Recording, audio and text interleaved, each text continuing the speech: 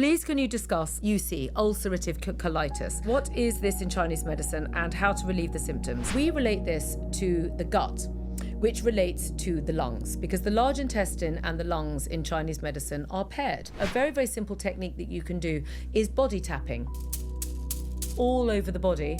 If you rebalance fascia, can it minimize pain when you have cervical or spine problems and chronic pain? When you have chronic pain in an area of the body, body sculpting, using the body sculptor, which is the tool that we've just launched on the Hey You method, is a brilliant way to address pain. Because by clearing the blockages in the fascia, the energy and the lymph of the body start to flow smoothly around the body, and the fascia is the connective tissue between the energy and the physical body.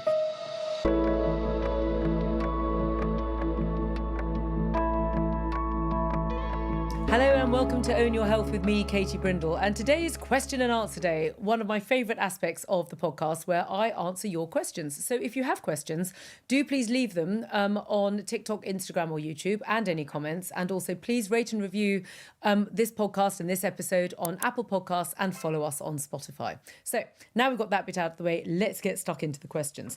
So the first question has come from Moments by Drew. They say, if you rebalance fascia, can it minimise pain when you have cervical or spine problems and chronic pain? So the answer is yes, it can. So chronic pain or any kind of pain. Pain is a common thing that most of us go through. Probably you already are in pain at this moment in time, or you certainly have been at some point. So pain is a great equalizer of the human condition.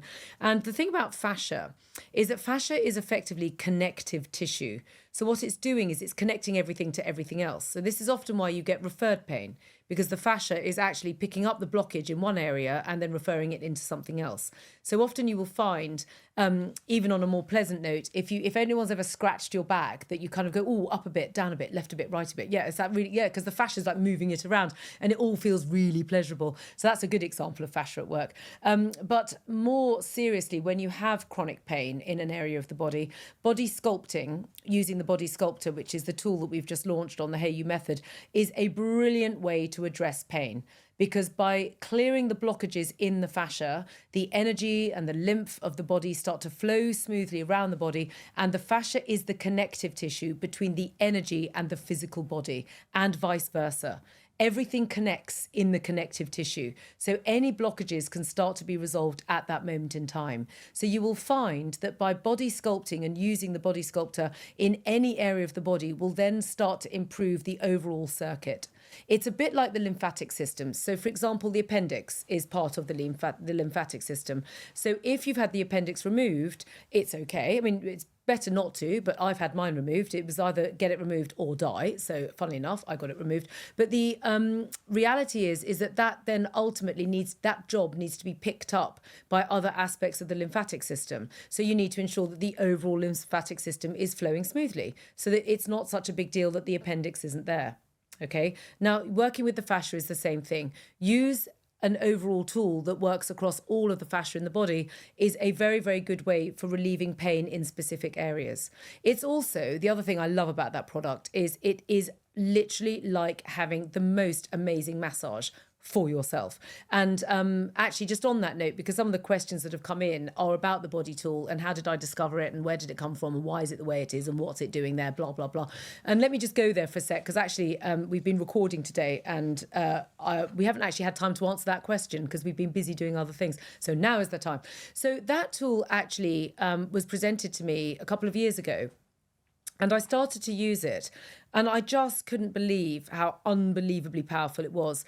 And those of you that don't know me very well may not realise that I came in to the therapeutic world as a Chinese doctor, which is where I now am, actually as a massage therapist. That's actually how I started life.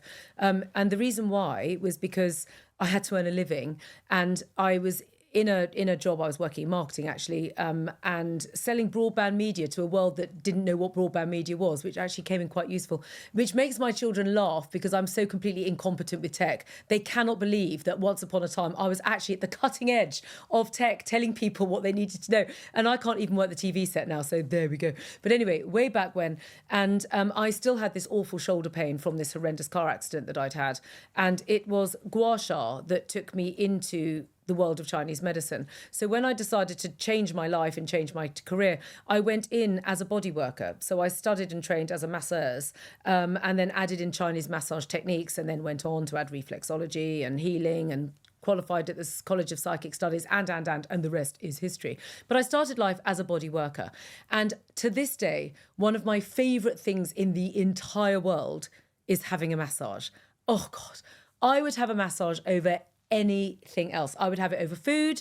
I would have it over a bit of How's Your Father with Mr. Brindle. Am I allowed to say that? Well, I don't know. But I would. To be honest, I love massage so much. I absolutely love it. So having now found a tool which actually can deliver all of the pleasure and the benefits of a body massage, which in this day and age can be quite expensive and often quite hit and miss. If you're lucky enough to have a really good body worker that you know and that treats you, lucky you. But I mean, it's taken me a long time to find body workers that have really, really hit the spot, and it does ultimately cost quite a lot of money. So the Body Sculptor is a tool I got really excited about because it delivers the most amazing sensual body massage in the comfort of your own home, and you can do it for yourself. I mean, it's that simple, and it's incredibly powerful. One of the main reasons why it works so brilliantly well is it's a big tool. It's kind of like sort of probably like an A5 size piece of bianstone. So big it actually has to have a handle attached to it, but nonetheless is very convenient to hold. And you just sweep it across the body like big massage gestures. And it feels absolutely amazing because it works into the fascia. And the thing is, the fascia have a feel-good factor. Okay, think of it like that. Feel-good factor fascia is what it does. You address the fascia, you feel good. Because fascia is connective tissue. So if you start giving it pleasurable signals, pleasure signals then start to go through the connective tissue into the tissue, and everything feels great, and everything starts to regulate itself and feel marvelous. So that was really how I came about bringing the tool in. The reason why I didn't introduce it into the range sooner than I wanted to was market forces. I don't want to sort of sound boo-hoo over here, but actually trying to run a business in this day and age is really difficult. I mean, you've got every single headwind against you, and we just simply couldn't afford to buy the product. And that is the truth. So it sort of sat there in its box, ready to go. And we just had to sort of wait as a business until we actually had enough money to scrape together to put the initial order in. And it actually took quite a long time because between all sorts of commercial things going on with government and all this other stuff, and costs of fuel and costs of import duties and exiting from European sort of trade and all the rest of it, it actually made it really difficult for us, this teeny tiny little business, to actually launch this thing. Anyway, finally, we saved up enough money and we could launch it, and the rest is history, and here we are. So it's a fantastic tool, and I'm very, very proud of it, and it's extremely good for helping you with your chronic pain and any kind of feel-good factor in the body. So that was that one. Now, Din has asked me, Din, hi Katie, I have questions, she says. I have questions. Is that, well, I have answers, so we're good. Right, what questions and what are the answers? So this question is, please can you discuss UC, ulcerative colitis? What is this in Chinese medicine, and how to relieve the symptoms? What should one do daily to keep them at bay? And then secondly, she's always getting cold hands and feet and cracked heels on the left foot. So we'll come to the second one second. Let's do UC first. So ulcerative colitis is obviously lesions on the bowel, okay, particularly in the gut, but especially it's down in the lower belly. So what is this all about? Well, the way that we like to describe it in terms of self-care, and can I just caveat this with saying that if you are suffering from any kind of digestive disorders, you must go to your doctor first, and do not use this as an instead of. This is an as well as, okay? So we relate this to the gut, which relates to the lungs, because the large intestine and the lungs in Chinese medicine are paired.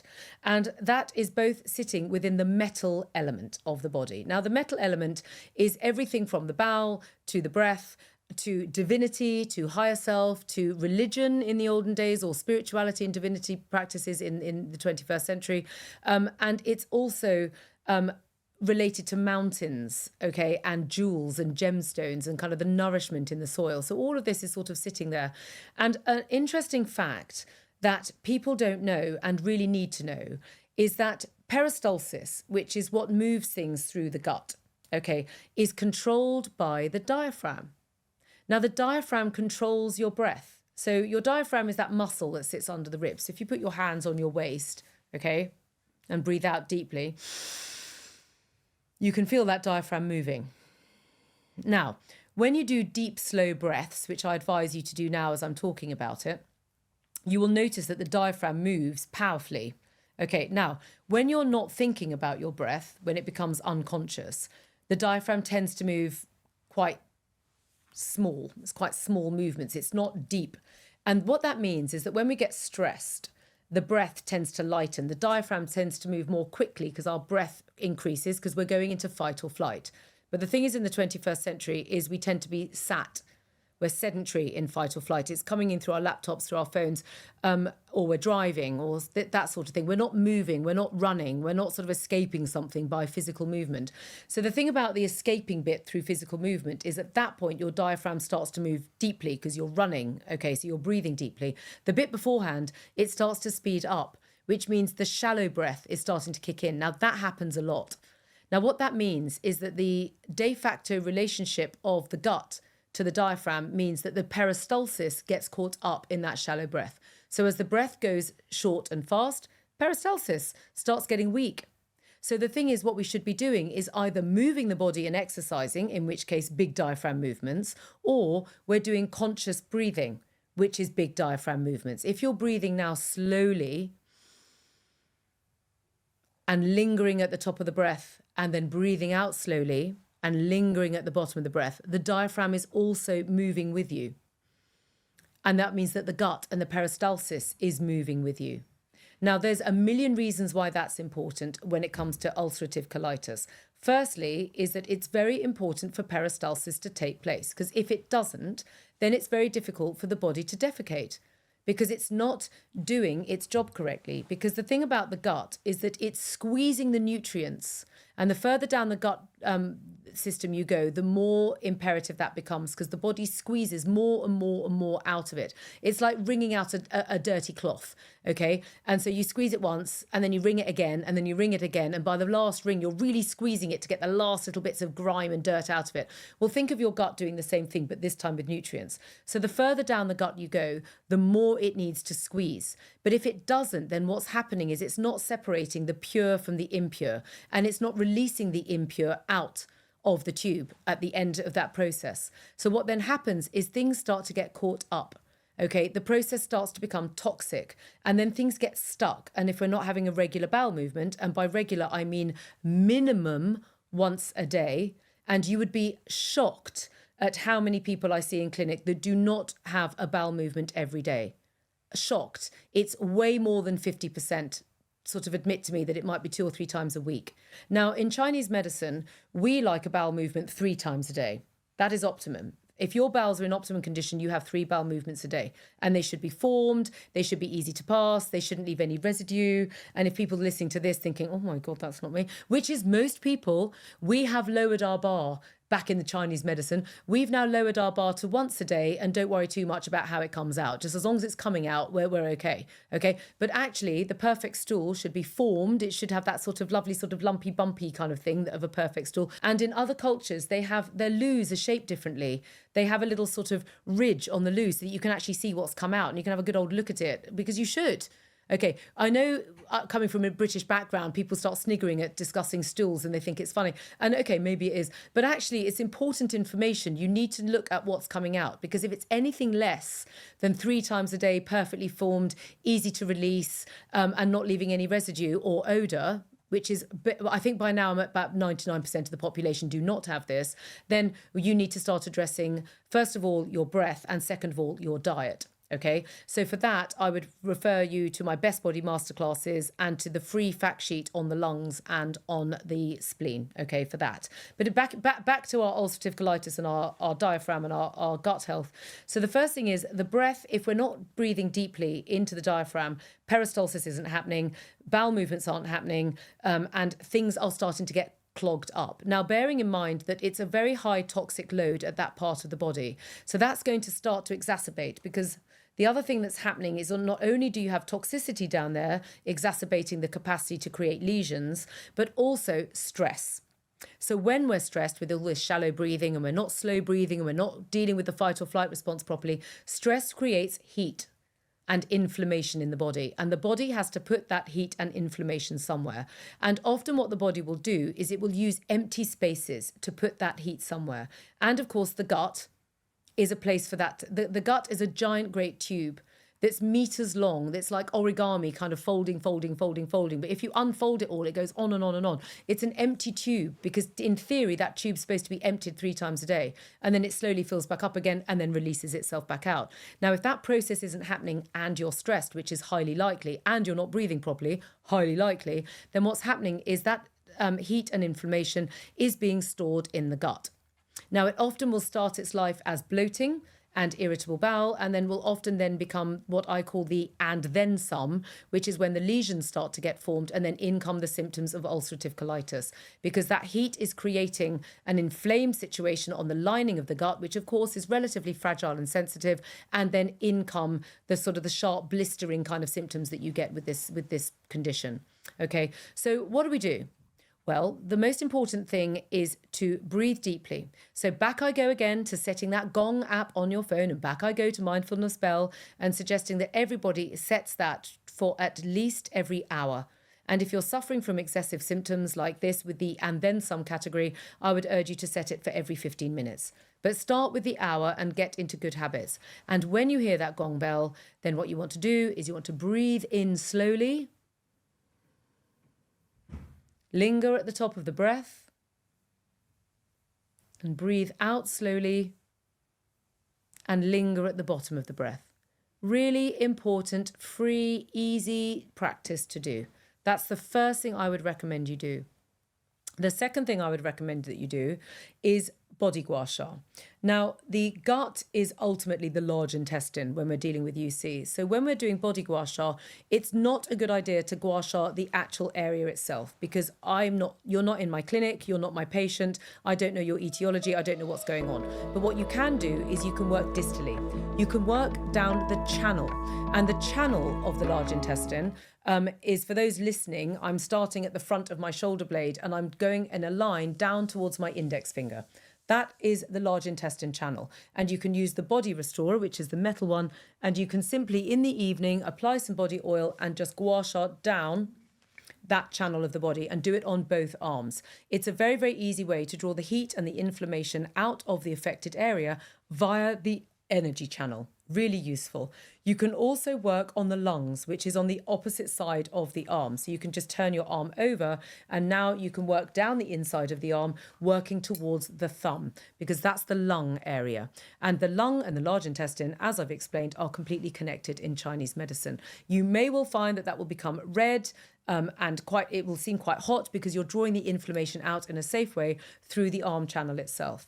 The other thing that you can use is magnetic plasters, which are extremely useful on a couple of points, which we can show up here, which are called large intestine 11 and large intestine 4. Both extremely useful points to clearing heat out of the large intestine. So that is some really safe practice that you can do for yourself at home. You can also do body brushing, which is an extremely good self-practice. And you can do body brushing on the affected area as well, because if you're using the soft body brush on the Hey You method, and it must be the soft one, that is a very, very gentle practice that you can do. And I would highly recommend that you join me on the healing circle, where we practice meditations. Because meditation and the healing meditation I do is a mental visualization whilst you're in a deeply relaxed state, because that is how we start to shift the body, by using attention and awareness and deep breathing techniques that working into energy frequencies to start supporting the body. Now, all this advice is always given to you on the basis that you are under supervision and you have checked everything that I have suggested with your doctor or consultant, and that they are going to say, I can't see that that's going to do any harm, which is what I would expect them to say. For further information on this condition, there is more advice on my free fact sheet, which is on my website, and you can have a look at extra advice and self-care practices there, as well as my free 3-step plan. So that's that one there. Now, Din also has said she also gets cold hands and feet and cracked heels on the left foot. So let's just talk about that. Cold hands and feet is a very common problem. Now, cold hands and feet, what that means is that there is insufficient circulation going around the body. Now, what happens if you imagine your circulation like a full bottle of water, okay? So imagine that it's full. Okay, now that's the circulation. When it's full and it's rich, okay, because it's rich in blood and nutrients and energy and it's all full and everything's great. That tends to be describing a healthy young person. Now, as we go through the aging process and we start to find ourselves depleting our body because our lifestyle isn't quite right, we're burning the candles at both ends, we're working very hard, we're dealing with our family situations, we're not always eating on time, we're not regulating our lifestyle patterns, all of the things I talk about in my Yang Sheng book, then we start to deplete the blood and the energy.